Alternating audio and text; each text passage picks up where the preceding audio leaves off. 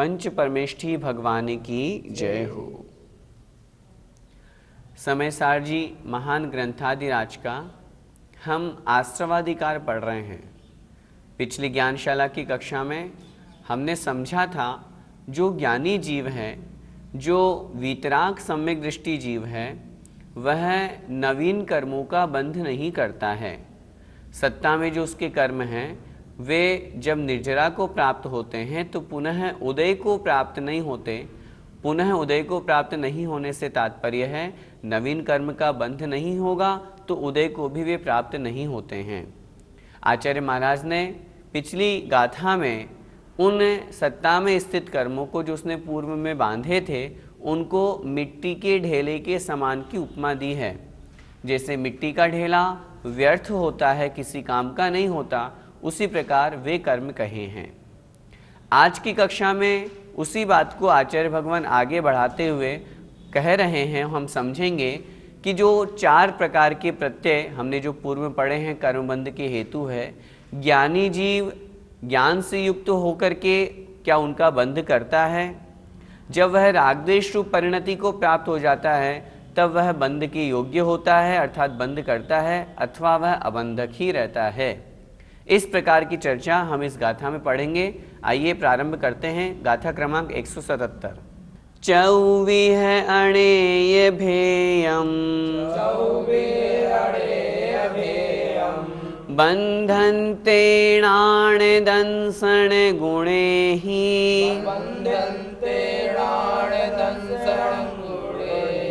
समये समये जम्हा तेण अबन्धुत्तिणाणीदु।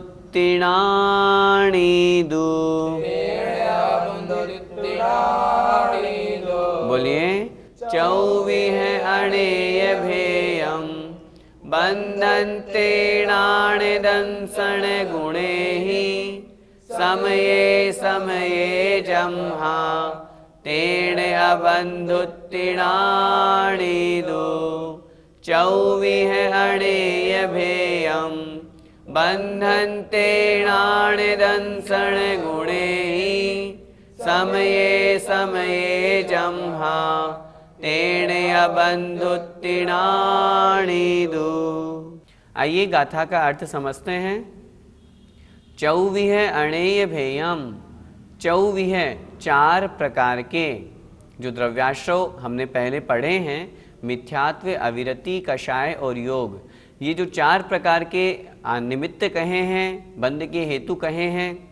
अणेय भेयम् और अनेक भेद वाले, मुख्य रूप से 4 प्रकार के निमित्त, उनके भेद प्रभेद करने पर अनेक भेद हो जाते हैं और अनेक भेद जितने जीव के परिणाम उस अपेक्षा से उन परिणामों का निमित्त वहाँ पर कर्मबंध का हेतु है, इसलिए अनेक भेद वाले।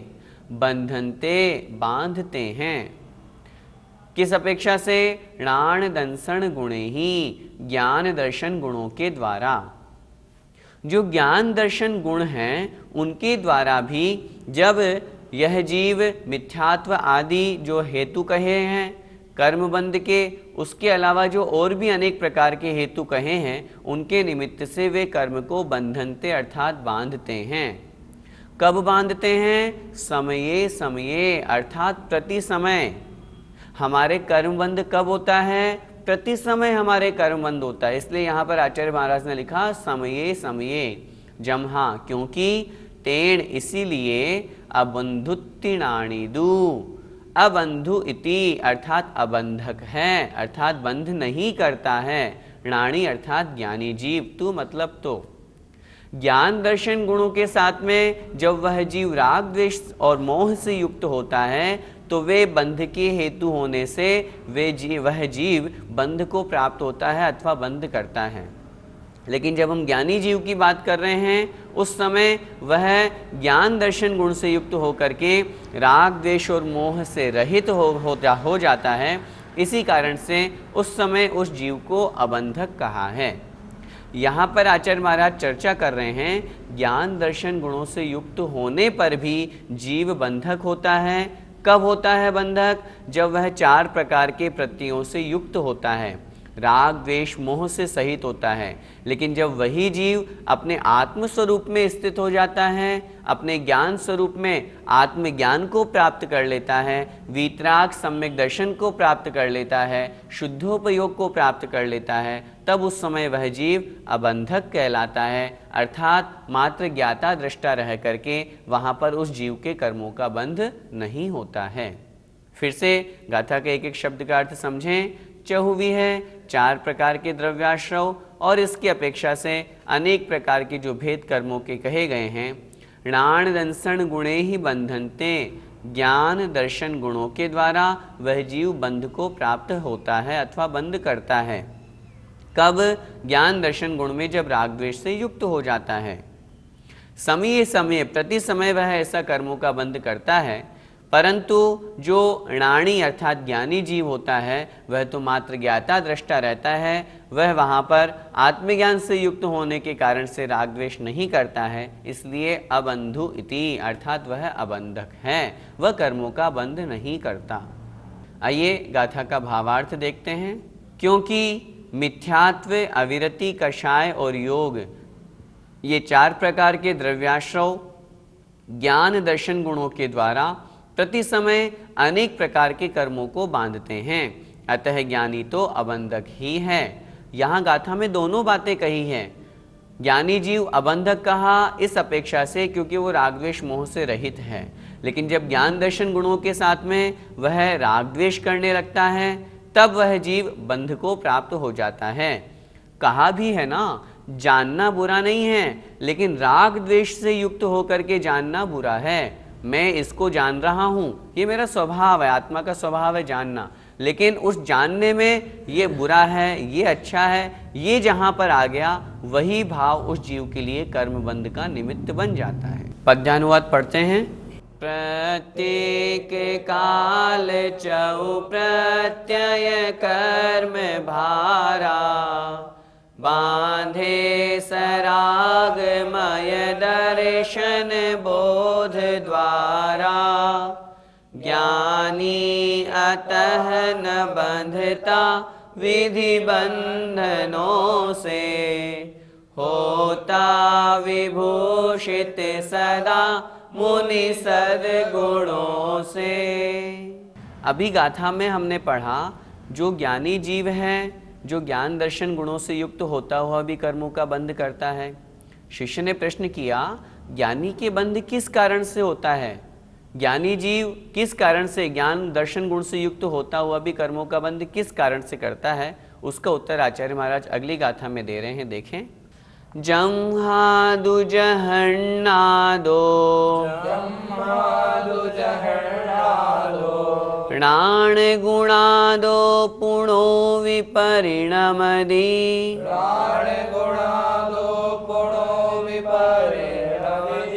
अर्णत्तम नाण गुणो तेण दुसो बंध गो भणिदो। बोलिए, जम्हादो जहन्नादो णाण गुणादो पुणो विपरिणमदि, अर्णत्तम नाण गुणो तेण दुसो बंध गो भणिदो। जम्हादो जहन्नादो णाण गुणादो पुणो विपरिणमदि, अर्णत्तम नाण गुणो तेण दुसो बंध गो भणिदो। गाथा का अर्थ देखें। जम्हादु जहन्नादो, जम्हा अर्थात क्योंकि, जैसा कि अभी हमने गाथा प्रारंभ करने से पूर्व प्रश्न उठाया कि वह ज्ञान गुण से युक्त होता हुआ भी वह कर्मों का बंध किस कारण से करता है, आचार्यों ने उसको बंधक क्यों कहा? उसका उत्तर दे रहे हैं, क्योंकि जहन्नादो जघन्य, जघन्य अवस्था से युक्त, णाण गुणादो ज्ञान गुण से, वह ज्ञान गुण से जघन्य अवस्था को प्राप्त हुआ है, अर्थात पुणोवि परिणमदि, पुनः, पुणोवि अर्थात पुनः, पुनः थोड़ी सी देर में अंतर मुहूर्त के बाद परिणमदि परिणमन करता है। तात्पर्य यह है वह जो ज्ञान गुण में है अर्थात आत्मस्वरूप में लीन है, शुद्धोपयोग को प्राप्त है, वह कितनी सी देर तक रह सकता है? अंतर्मुहूर्त तक।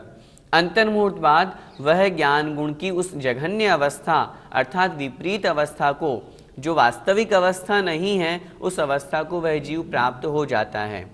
और अन्यतम नाण गुणों, जो ज्ञान गुण है वो अन्य रूप हो जाता है अर्थात अज्ञान रूप हो जाता है, वह अब अपने आत्मस्वरूप में लीन नहीं रहा, इसलिए अन्यतम अर्थात अन्य रूप से नाण गुणों ज्ञान गुण को प्राप्त हो जाता है।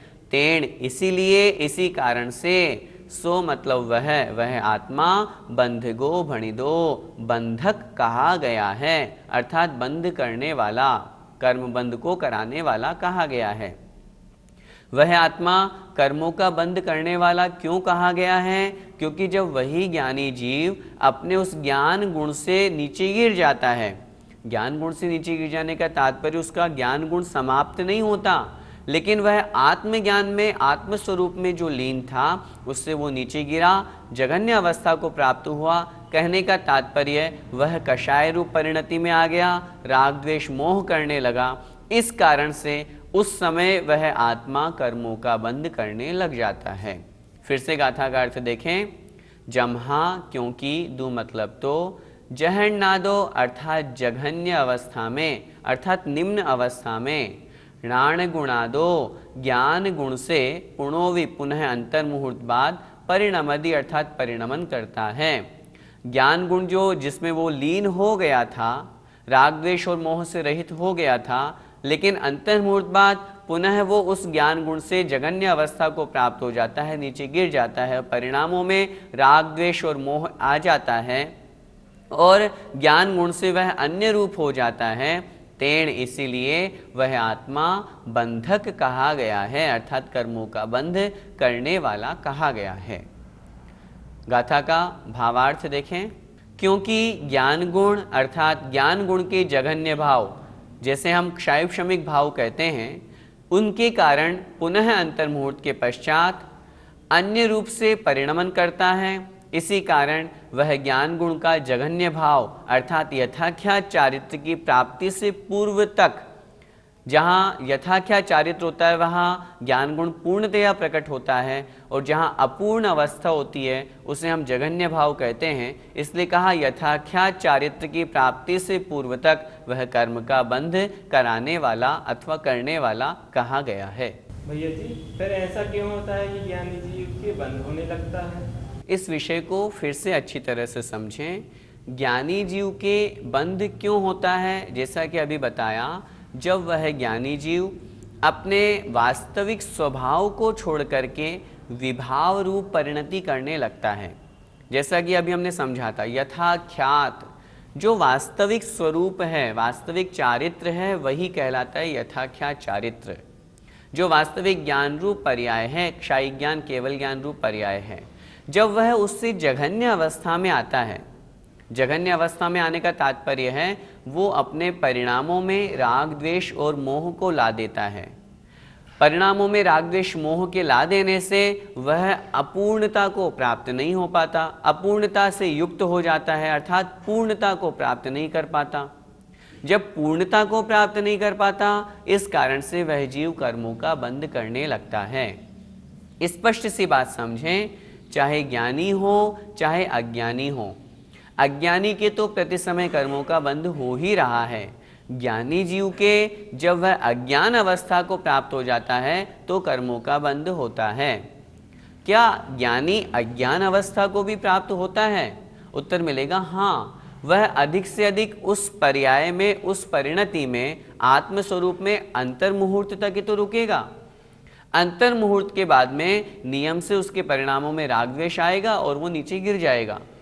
इसीलिए तो आचार्यों ने कहा 11वें गुण स्थान में जो उपशांत कषाय है, अभी उसने कषायों को दबाया है, क्षय नहीं किया, समाप्त नहीं किया। उसी की अपेक्षा से आचार्य महाराज यहाँ पर कह रहे हैं कि जब वह जीव अपने कषायों का शमन करने से, जब वह अंतर्मुहूर्त बाद में वो कषाएं उदय में आएंगी, राग द्वेष करेगा, राग द्वेष मोह के कारण से उसके पुनः कर्मों का बंध होने लग जाएगा।